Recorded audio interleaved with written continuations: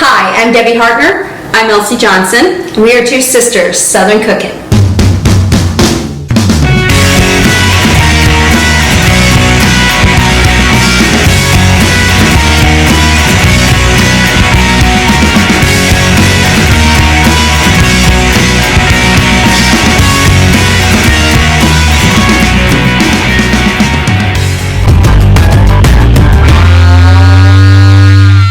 And Elsie. So we are doing raspberry danishes today. Now, when I started doing research, because I was talking to a friend of ours, Gabe, and he used to run several different plants that made like cheesecakes, danishes, etc. And he was telling me that all the process that goes into making danishes. And I didn't believe him, so I went and researched it, and it takes 1 to 2 days to make the dough for danishes. That's crazy. But we got a trick for you. All right, guys, we're going to take the puff pastries, and we are going to, the ones that we buy, like that's already pre-made, all you have to do is cut them in your 4 squares, and then you're going to, we're going to show you how to do the raspberry jam. And then we're going to put the raspberry jam on it, and we're going to bake it, and then when it comes out, we're going to put like it's going to be like confectioner sugar and milk, and we're going to put that together, and then we're going to let it set. It's going to be so good, y'all. By the way, if you like our content, please hit the like button or the follow button on us. We love you guys, and we are so glad to have you a part of our family. So just let us know if you like us. So, all right, guys, we're going to take the GoPro into the kitchen, and we will be right back. All right, so we are starting out with the sugar going in, and then we're going to do the raspberries and the lemon juice. That is the only 3 ingredients that you need for this recipe. Now, we are doing 12 ounces of fresh raspberries. And you can also use raspberry jam if you don't want to make your own raspberries for the danishes. It's up to you. It's whatever you want to do. Just as long as you have about 17, 18 ounces of jam, then that will be suitable for your turnovers or your danishes.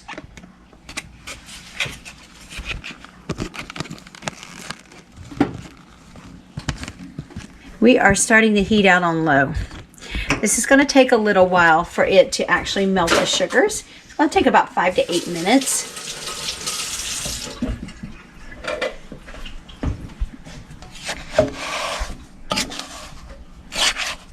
Once it starts to come together, you probably don't want to stir it. But I'm going to stir it to get just to get it all combined. Yeah. When you see the sugar starting to melt, then you can probably stop moving it.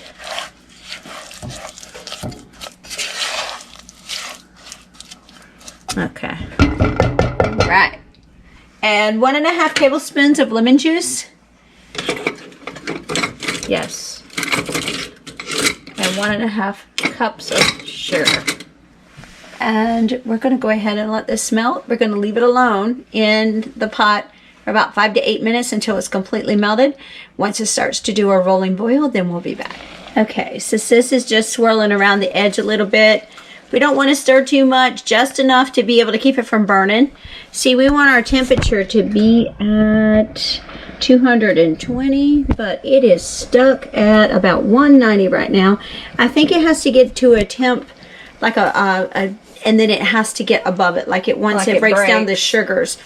Then it's able to move up. So, all right, guys, we'll show you what it looks like when it's at 220, and then we're ready to take it off, and then we'll get our danishes ready to roll out. We'll see you shortly. Hey, y'all, so we are at temp. We're going to remove this from the heat, take it into our prep station, and we're going to go ahead and get ready to do our danishes. We'll be right back, guys. Hey, y'all, so our jam is ready. It is done. Look at it. It looks so good.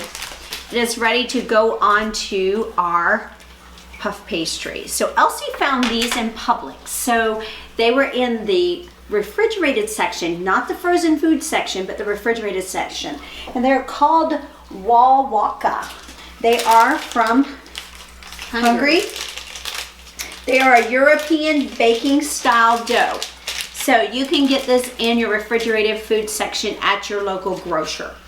Now we are going to be making a puff pastry into a Danish. This is your cheat way. So you don't have to wait 24, 48 hours for your dough to proof. Right. So you can do that if you want to, but by the way, if you don't have any kind of parchment paper, you can use that as your parchment paper. So For that particular type. So Elsie's going to smooth this out so she can make sure that it cuts evenly and there's no real rough edges, and that's what we're going to do right now. And then when we're all done and we have it all sealed up, we're going to go ahead and do an egg wash on it.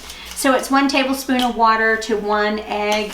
You're going to whisk it together and you're going to put it on top. It's going to be good, y'all. Okay. All right. So I'm going to cut off the top corners. This is a trick that y'all might want to, that way you have your corners mitered correctly. So, And I'm leaving a section down the center that we're going to put our jam in. yes. All right. So I'm going to cut braids, basically, is what we're going to be doing. But I'm going to cut the little flaps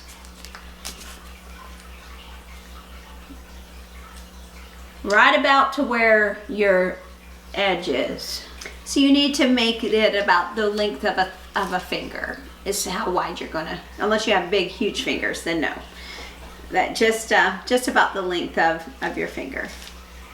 So Elsie's counting how many So she's keep done. them level.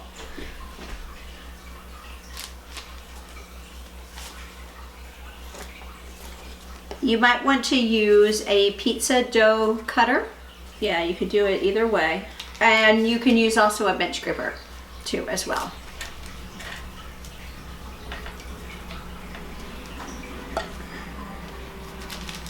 This jam smells so good. It's delicious. It took a little longer than normal to heat and to make because it needed to crystallize more, get rid of the crystals, and also to become more of a jam because it needs to kind of solidify.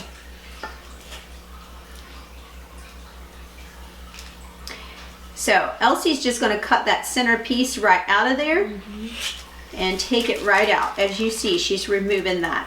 So what we're going to do now is we're going to move this over.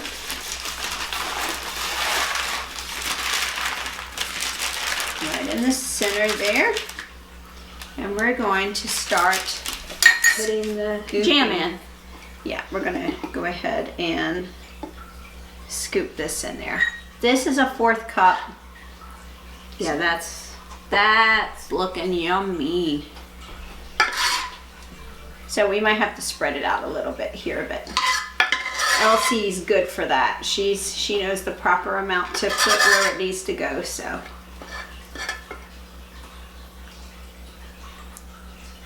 There we go. Awesome. I'm going to take the rest of this here and I'm just going to spoon it right on the top here and put it in the areas that look a little thin.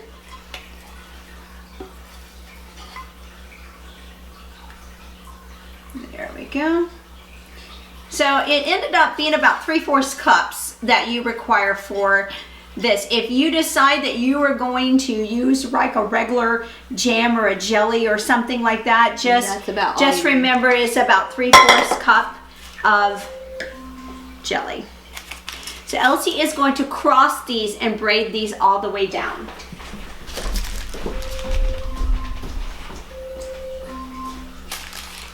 And you just crisscross over each other.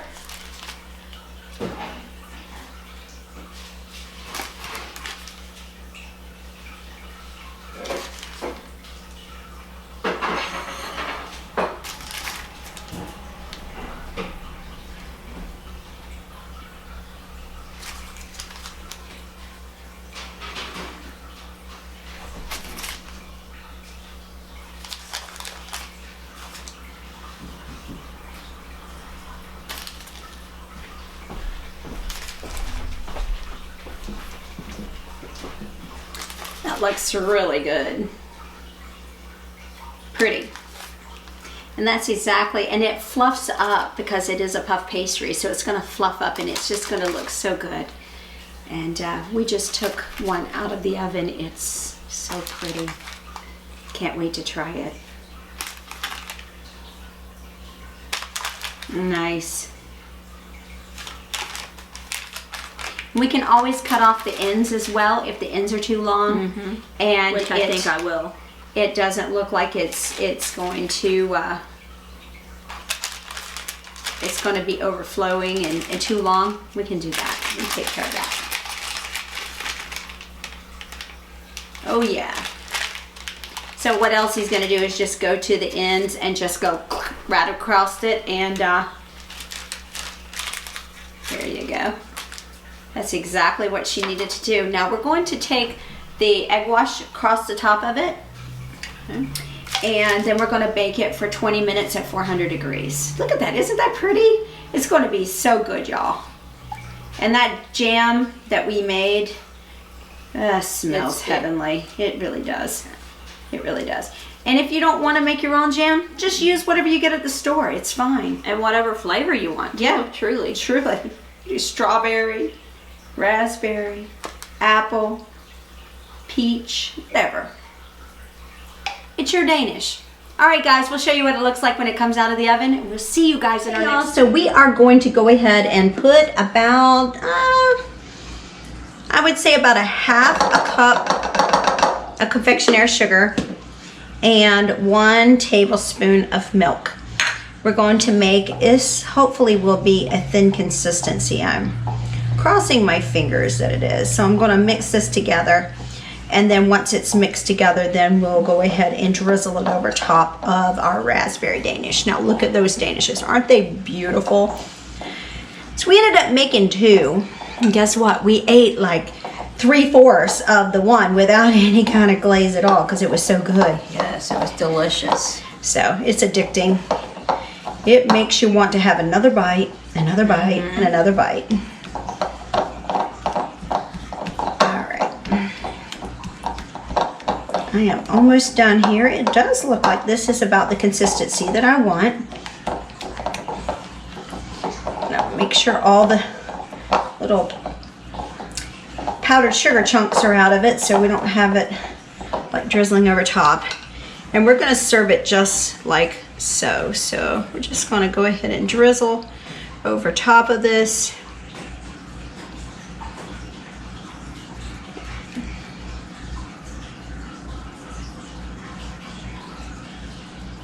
This is going to go ahead and just get firm. It'll dry, and then it'll, you know, develop its little glaze cover over it. And I'm going to drizzle sideways here. And you just do what you want. Places that you feel like you need a little more of, just do it. I'll put a little more on here. A little dab will do ya. Put a little bit more down there. I think we are good to go. We're going to go ahead and let this sit up. It's going to be beautiful, guys. It's going to be delicious, and I know they're going to have fun with this tonight. All right, guys, easy to try. You should try this. This is probably the most easy Danish recipe you'll ever try in your entire life. It's so simple. Within maybe an hour and 15 minutes, you have something that's so delicious. And we will see you guys in our next video. Y'all have a great evening.